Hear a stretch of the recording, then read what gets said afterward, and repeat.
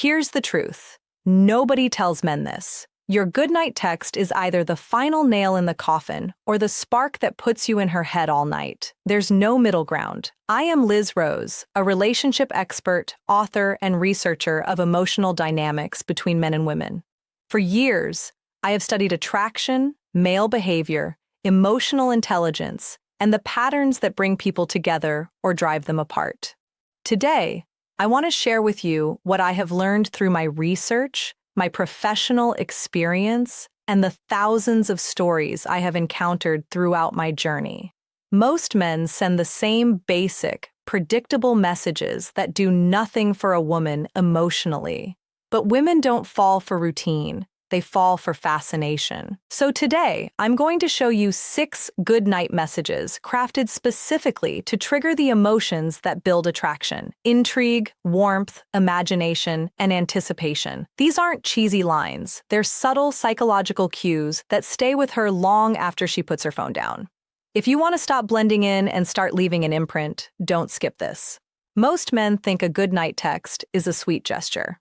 But in my research and experience, I've found that for women, it's usually the moment their mind shifts into a completely different world. When a woman lies down at night, she enters a mental space where everything becomes quieter, more vivid, more internal. Her imagination sharpens, her emotions turn up, her thoughts start drifting into stories that either include you or don't. And that's the brutal truth most men never confront. Goodnight feels like a closing line to you, but for her, it could be the opening scene of something far more interesting. The problem is that most men send messages that feel safe, predictable, and utterly forgettable. Sleep tight. Good night. Sweet dreams.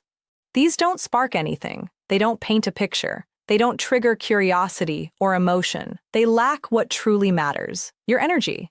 Without that, you're just another echo in her inbox. That's why, before you use any of the 6 messages, you need to understand the rules. Never send these if you're texting from a place of weakness, when you're trying to win her back, when she's acting distant, or when you're chasing for attention. Never use them every night, because routine kills impact. And never send them hoping she'll validate you. A masculine man sends the message, sets the tone, and then gives space. He has a life. He doesn't hover over his phone waiting for a response. Once you understand these principles, every good night message becomes more than a line. It becomes a tool, something that lingers, something that pulls her toward you without you lifting a finger. When you get this part right, everything else becomes easier. Number 1, if you wake up with a smile, you'll know who caused it. This is the gentlest message in the entire lineup, and that's exactly why it works so well as your first move. It doesn't try too hard, it doesn't overstep, it doesn't scream for attention. Instead, it subtly plants a feeling, one that lingers long after she puts her phone down. This message works best in the early to mid stage, after you've had a light, enjoyable conversation or a simple meetup that left a warm tone between the two of you. It's a message that doesn't need to flex anything. It just exists with quiet confidence. Why does it work? Because it creates an emotional anchor. You're not only closing out her night, you're influencing the mood she wakes up with. You're hinting that her morning happiness might be connected to you, without ever bragging about it. You're positioning yourself as a source of positive emotion, as someone who adds something to her internal world, rather than draining energy from it. Most men try to impress a woman in the moment. You're doing something smarter. You're extending your impact into tomorrow. From what I've observed in my research, the human mind naturally anticipates whatever it associates with pleasure, warmth, or emotional uplift. When you imply that her smile the next morning might be tied to you, her brain makes that connection automatically.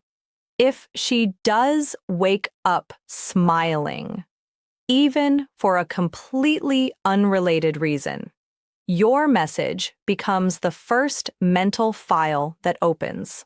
That's how anchors work. They turn into micro reminders of you. Now, imagine her actual experience. She wakes up, stretches, maybe laughs at something she remembers, and before she even checks her phone, a thought slips in. Was that because of him? That's the exact moment you've created. Subtle, powerful, completely effortless. But here's where men mess this up. Don't add heart emojis. Don't overplay the sweetness. Don't send it too early when the connection isn't there. It'll feel forced. And never follow up the next morning asking, "So did you smile?" That instantly kills your frame. A grounded man doesn't chase confirmation. He lets the moment breathe.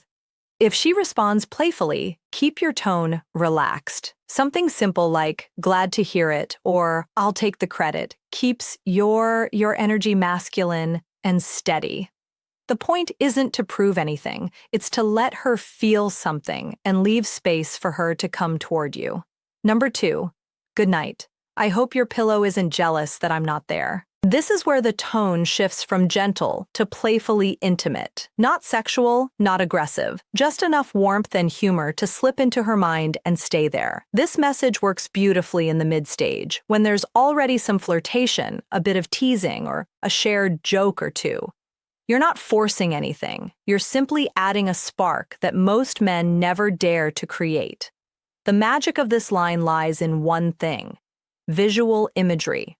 The moment she reads it, her brain paints a picture whether she wants to or not. Her lying in bed, her pillow beside her, and the subtle implication of you possibly being there. It's innocent, but the image lands. It's intimate, but not explicit. Humor plays a huge role here too. In my experience, women relax when they laugh. When you use a line that blends charm with light mischief, you immediately feel safer, more human, more enjoyable to be around. The jealous pillow angle is clever because it personifies something completely harmless, letting you imply closeness without crossing a line. You're hinting at a presence without claiming it. You're planting a thought without invading her space. Nighttime is one of the most private environments a woman has. Her room, her bed, her body unwinding from the day. Dropping a playful image into that exact setting makes you stand out in a way no sleep-tight message ever will. You're speaking the language of suggestion, not demand. But timing matters. If you send this too early, before any flirt energy exists, it'll feel like a leap. And that's when it becomes awkward, not clever. Don't use it when things feel off or when you're trying to regain her attention. Use it when the dynamic is already warm. Picture what happens when it lands well. She smirks at her phone. Maybe she screenshots it and sends it to her friend with an, "Okay, this is actually cute." That's when you know you're becoming more than a contact. You're becoming a topic. And if she fires back something like, "My pillow is loyal, don't worry," you stay calm and charming. Blame your pillow. I'm innocent. No overthinking, no over-explaining, just grounded, playful confidence. Number 3. Good night. I'll try not to show up in your dreams, but no promises. This is where you start tapping directly into one of the strongest emotional levers I've studied in women: imagination. If the previous message played with visual humor, this one plays with mental imagery, subtle, suggestive, and effortlessly memorable. It works best in the early to mid or solid mid stage, when the connection is already warm and you've shared enough banter for this kind of playful confidence to feel natural rather than presumptuous. The beauty of this message lies in its structure. The first half sounds polite and normal, "Good night," but the second half flips the script completely. "I'll try not to show up in your dreams" is a seed planted gently into her imagination. You're inserting yourself into the exact place where her thoughts become the most vivid, the most emotional, and the most unfiltered. Then you add, "but no promises." That's the real hook. It's cheeky, it's bold, it's a challenge wrapped in a smirk. It suggests that even if you try to stay out of her dreams, your presence might slip in anyway, confident without bragging. From everything I've observed, studying how women process emotions before sleep, the mind is especially impressionable at that boundary between waking and dreaming. Whatever she's thinking about last tends to follow her into rest. You're not doing anything manipulative. Utorawa. Chatsa steamdir konskim par, or why, Xiao Mau klingchi chini ingta minchi. Cue that feels intriguing, warm, and a little mysterious. And then her imagination takes over on its own. The less you say, the more her mind does. That's what makes it powerful. Of course, timing matters. Use this too early and it feels forced. Use it when she's cold or barely responding and it reads as insecurity dressed up as confidence. This line only works when the dynamic is already flowing. If she responds with something like so,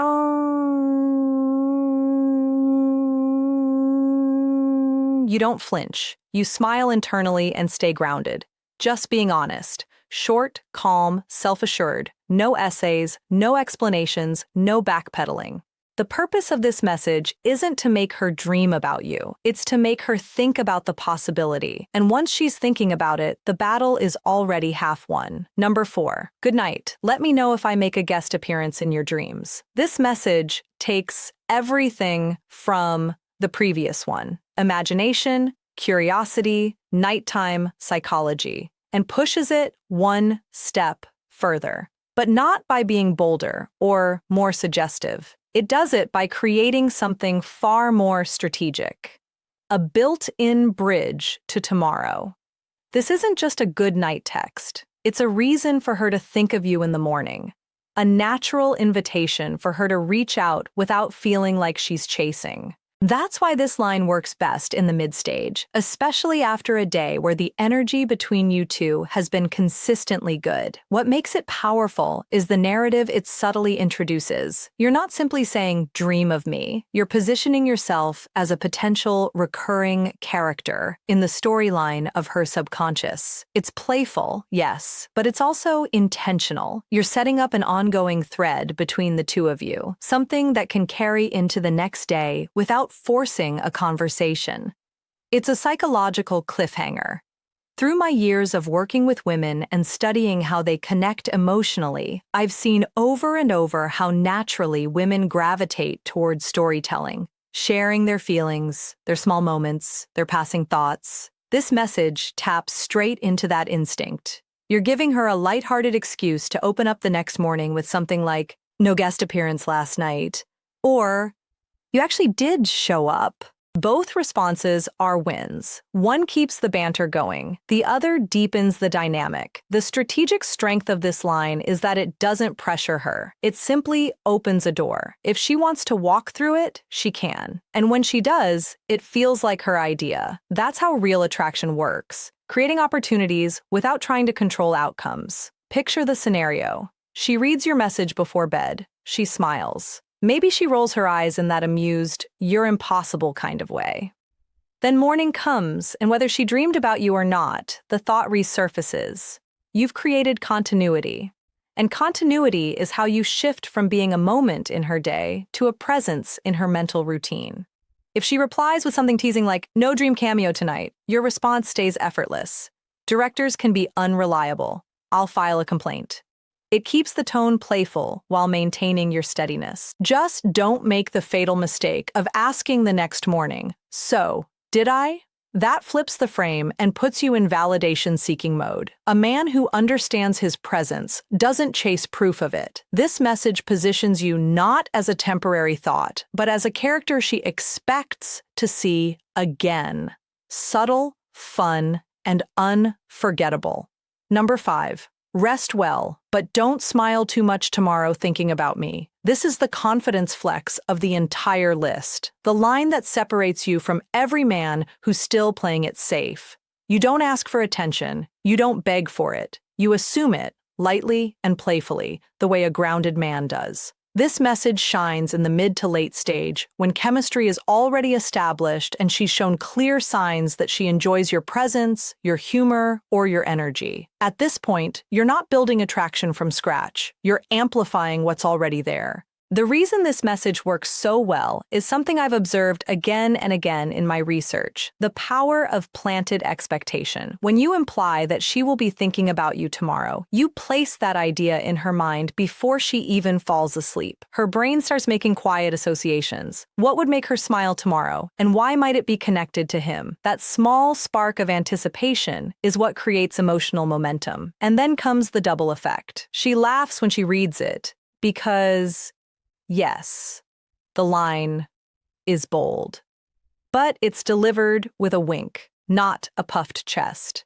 And if she smiles the next morning for any reason at all, a good cup of coffee, a funny memory, a random thought, your line triggers a callback in her mind. Suddenly, she's thinking of you because she smiled, even if you had nothing to do with the actual moment. That's how confident suggestion works. It's not manipulation, it's emotional influence handled with finesse. But this only works when your energy matches the line. You must sound like a man who isn't surprised she'd think of him, not a man desperately hoping it's true. If you send it when she's distant or barely giving you attention, it reads as insecure bravado. And if you're secretly waiting for her to validate you with a sweet message the next morning, you've already missed the point. Imagine she responds with, "We'll see about that." A man with shaky confidence would jump into reassurance mode. You won't.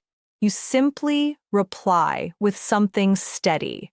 "We both know." Not aggressive, not cocky, just composed. That's masculine frame, the ability to stay unbothered, self-assured, and present. But the quickest way to kill the charm of this message is a needy follow-up. Don't ask her the next day if she thought about you. Don't fish for compliments. The power of this line lives in its subtlety, in what it suggests rather than demands. Used correctly, this message doesn't just make her think of you, it makes her feel something about you, and that's where real attraction begins. Number 6, good night. If you can't sleep, you know where to find me. This is the final message for a reason. It carries the deepest emotional weight. It's not cheeky like the pillow line, not playful like the dream cameo, and not bold like the "don't smile too much" message. This one rests entirely on connection, presence, and masculine calm. It's an invitation that doesn't push, a door that stays open without needing her to walk through it. And that's exactly why it belongs in the later stage, when there's already trust, warmth, and a sense that both of you share more than just surface-level moments. Why does this message hit so differently? Because it blends two of the most powerful things a woman can feel from a man: comfort and mystery. On one hand, you're letting her know you're someone she can lean on, someone who won't judge her for being restless, overwhelmed, or emotionally heavy. On the other hand, you're not positioning yourself as her emotional crutch. You're simply creating a space she's welcome to enter if she chooses to. That optional availability is what makes your presence feel strong instead of needy. In my years of studying what women truly respond to on an emotional level, I've found that what they cherish most isn't a man who chases or fixes. It's a man who can hold space with ease. This line signals exactly that. It says, "I'm steady, I'm here, you're not alone, and you're free to reach out without pressure." That's emotional intelligence wrapped in 8 simple words. Now, picture the moment she reads it. It's late. The room is quiet. Maybe her mind is buzzing from the day. Maybe she's overthinking. Maybe she's perfectly fine. But either way, she sees your message and feels a small shift, a soft comfort she didn't ask for but appreciates. Even if she doesn't text back, the presence of your message lingers. And if she does text later with something like, "I can't sleep," you don't jump into rescue mode or turn into an amateur therapist. You reply with warmth and steadiness. Something like, "I'm here. What's on your mind?" No pressure, no overfunctioning, just grounded energy that doesn't make her problems yours to solve. The danger, of course, is misusing this line. If you send it when you're too available, too reactive, or secretly hoping she'll depend on you emotionally, it loses all power. It can't be a ploy to get her attention, and it can't be a last attempt to revive a dying conversation.